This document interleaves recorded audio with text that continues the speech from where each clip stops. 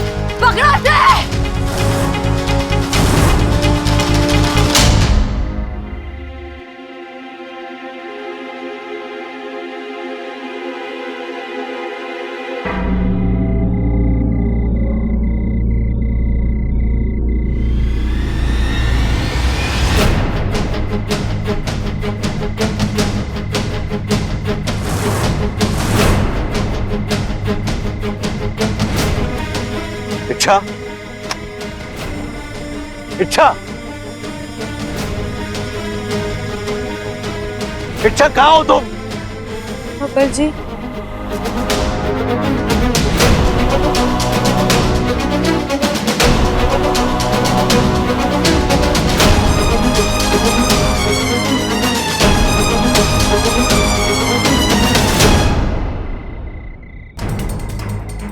मुझे अब भी यकीन नहीं होगा। महीनों से तुम्हें जानता हूं, समझता हूं, करीब से छुआ है मैंने तुम्हें। इन भाव में भरकर मैंने, और फिर भी कभी जान नहीं पाए कि तुम एक इच्छाधारी नागिन हो। एक इच्छाधारी नागिन हो तुम। जी पापा जी, यही सच्चाई है। मैं नागिन हूँ, नागों की दुनिया से आई हूँ, पाकिस्तान से। एक मकसद लेकर आई थी यहाँ। इंसानों के दिल और दिमाग में नागों को लेकर जो डर, जो गलतफहमियां हैं, मैं सब खत्म कर देना चाहती थी। एक एहसास दिलाना चाहती थी कि नाग इंसान के दुश्मन नहीं, दोस्त होते हैं। उसी बीच आपसे मुलाकात हुई और बब्बर जी, भले ही मैं नागिन हूँ, लेकिन दिल तो मेरे पास भी है ना। प्यार कर बैठी मैं आपसे।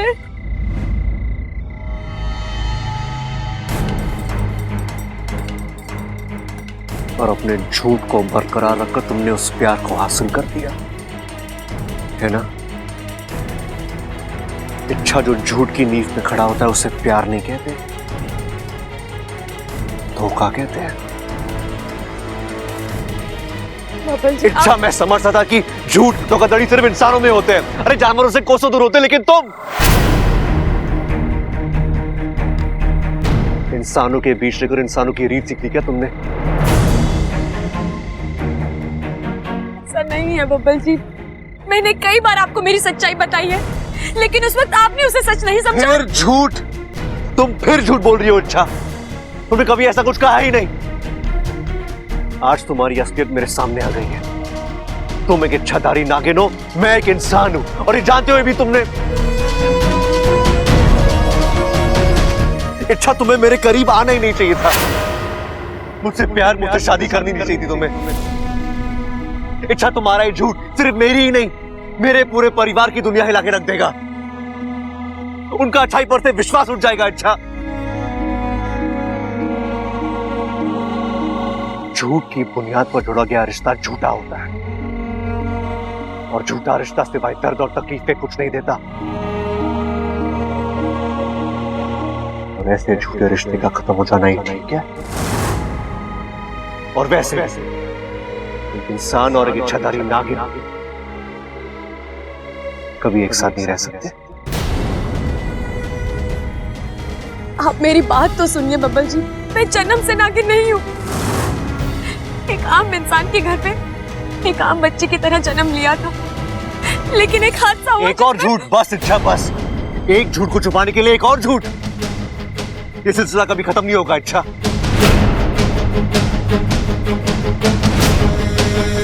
अब वही होगा जो मैंने कहा था।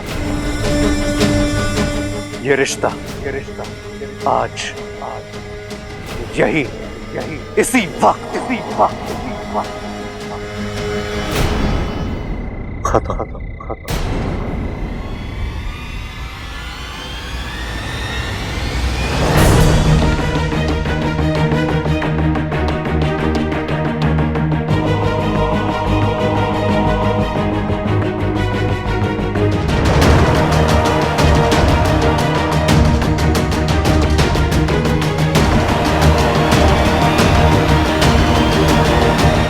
बब्बल जी,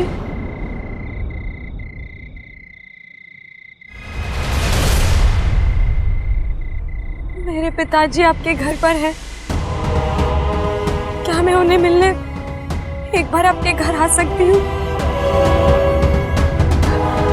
अब जब आपसे अलग होना ही है, आपका घर छोड़कर जाना ही है, तो मैं उन्हें अपने साथ ले जाऊंगी।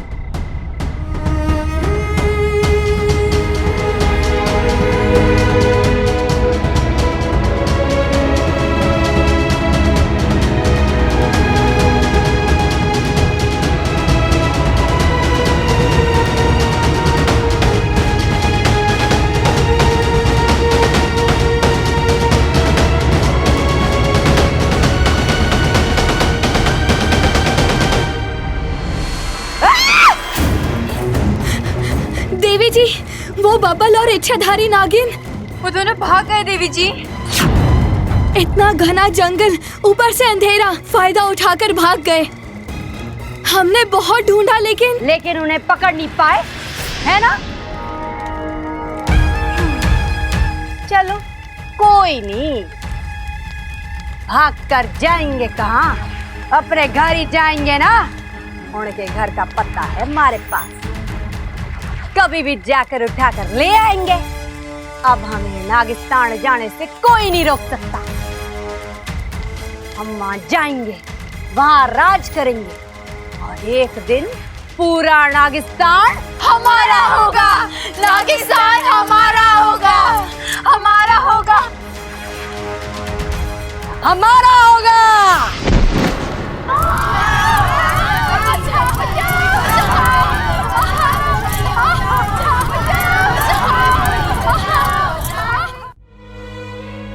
मैंने कहा था ना पिताजी, मैं नागिस्तान को भी बचा लूंगी और अपने बब्बल जी को भी। वैसा ही हुआ। मतलब? पिताजी, आपकी सपोली जीत कर आई है। उस सपेरन की पूजा असफल रही। वो कुछ भी नहीं जान पाई नागिस्तान के बारे में। मैं बब्बल जी को उसके चंगुल से छुड़ा लाई, लेकिन क्या? इतनी बड़ी लड़ाई थी, कुछ ना कुछ तो मुझे भी खोना था। खो दिया। क्या इच्छा?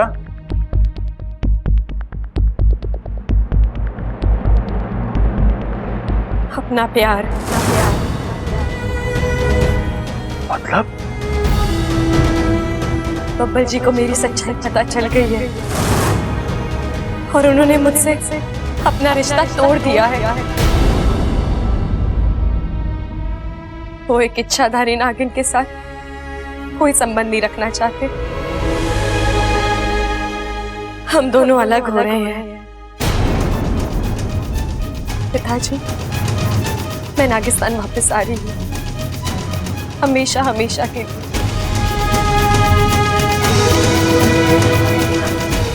आप चलिए, मैं भी आई।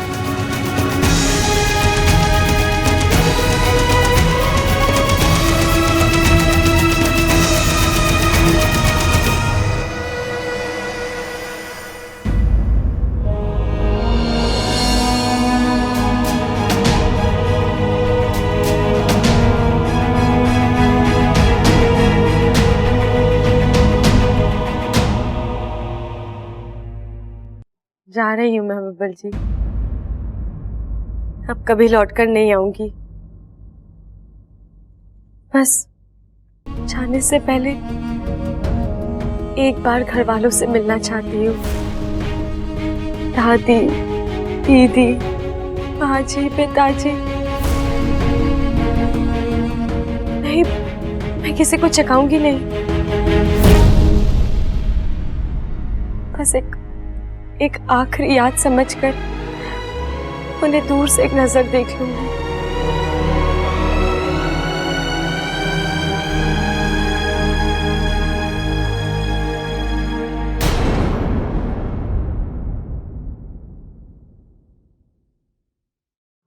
आपकी बात भी सही है, जो रिश्ते खत्म हुए हैं उनकी यादें सिवाय दुख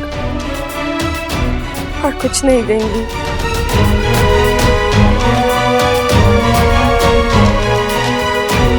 बस एक आखिरी विनती है आपसे,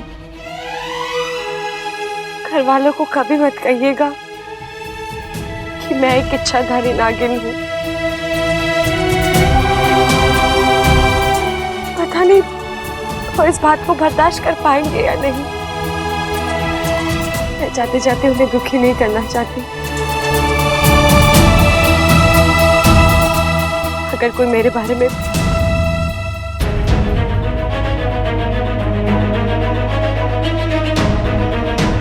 मुझे पता है मुझे क्या करना है।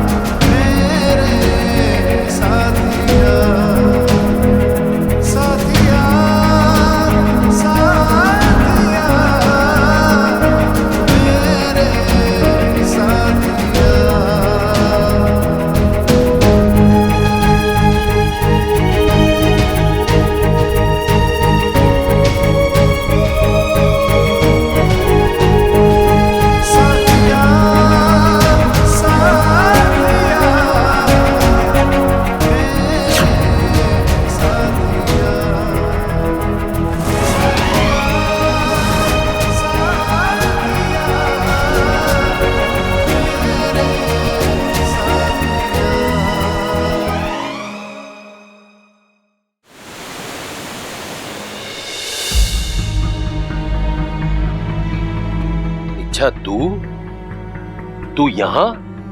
वापस आ गई मुखिया जी, हमेशा के लिए। मुखिया जी, नागिस्तान ने भले ही इच्छा को गलत समझा हो, लेकिन इच्छा कभी नागिस्तान के साथ गलत नहीं कर सकती। इच्छा, उस वक्त हालात ही कुछ ऐसे थे, सबके फन पर जहर सवार था, सो कहा सुनी हो गई। लेकिन अब कोई गिला शिकवा नहीं। और इच्छा, शायद तुझे पता नहीं है, तू अपने साथ साथ एक शुभ समाचार भी लाई है। शुभ समाचार? दरअसल तेरे निकलने के बाद नागंजना की उस गुफा में मौत हो गई।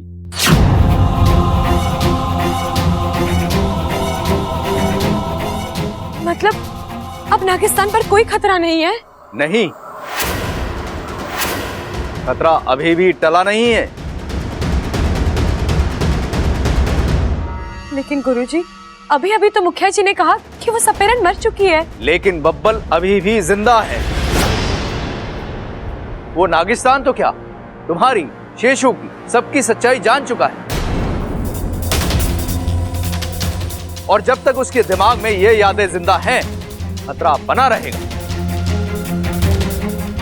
जो इंसान नागिस्तान के बारे में जान जाए, उसका मरना अनिवार्य है।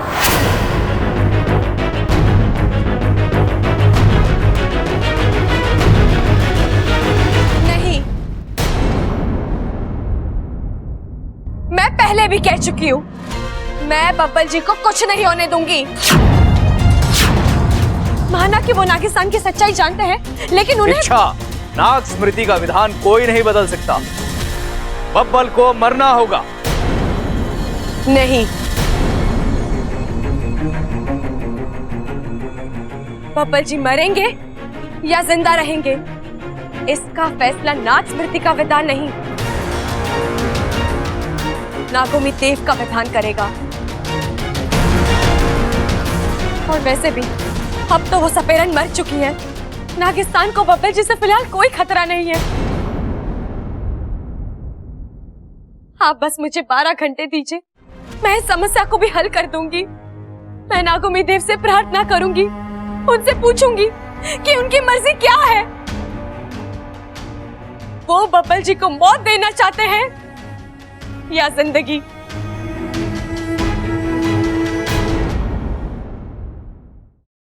हे नागोमी देव, मैं इच्छा, शेषु सिपली की सपोली आज ये प्रतिज्ञा करती हूँ कि अपने पति बब्बल की जिंदगी के लिए मैं नेवला क्षेत्र परीक्षा दूंगी।